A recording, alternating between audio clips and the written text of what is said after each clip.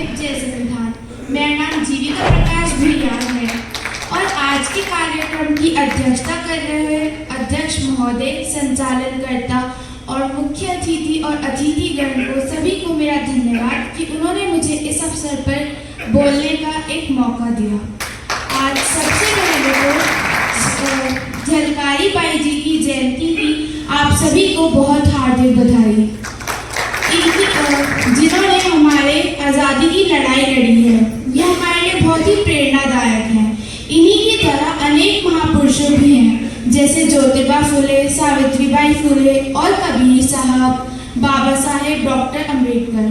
पर चिंता का विषय ये है कि हमारी जनरेशन के लोग आजकल इन सबको जानते ही नहीं हैं, क्योंकि उन्हें कोई बताता नहीं है, उनकी गलती भी नहीं है। जैसे ये प्रोग्राम हुआ है तो इनके इस प्रोग्राम के माध्यम से लोग उनके बारे में जान सकते हैं, पर इसमें कोई अपने बच्चों को लेके ही नहीं आता है तो वो जानेंगे कैसे। और आजकल के माता पिता भी सिर्फ ये चाहते हैं कि उनके बच्चे सिर्फ पढ़ाई के अलावा और कुछ करे ही ना। उन्हें एक रेस का घोड़ा बना दिया है, जैसे घोड़े के आंखों में लगे नहीं होते साइड में ऐसे कि वो कुछ और ना दे पाए, ऐसे तो वो सिर्फ एक पढ़े लिखे कामयाब इंसान बन सकते हैं, पर वो ज्ञानवान नहीं बन सकते। अब आप लोग सोचेंगे कि पढ़े लिखे और ज्ञानवान में फर्क क्या है? बहुत बड़ा फर्क है।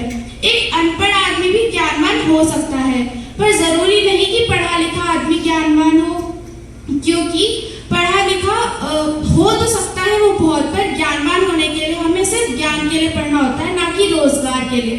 तो सभी माता पिताओं से मेरा निवेदन है कि वो अपने बच्चों को ज्ञान के लिए पढ़ाएं, ना कि रोजगार पाने के लिए।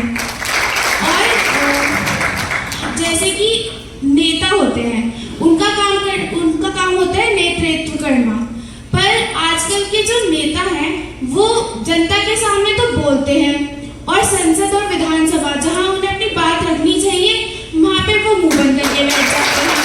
पर सारे नेता ऐसे नहीं होते, मैं मानती हूँ कुछ अच्छे भी होते हैं जो जनता की बात सुनते हैं और वो वहाँ पे उनके विचार रखते हैं। तो हमें ऐसे नेताओं की जरूरत है। अगर हमें ऐसे नेता हमें अब हमारे समाज में मिलेंगे तभी हमारा समाज आगे तरक्की कर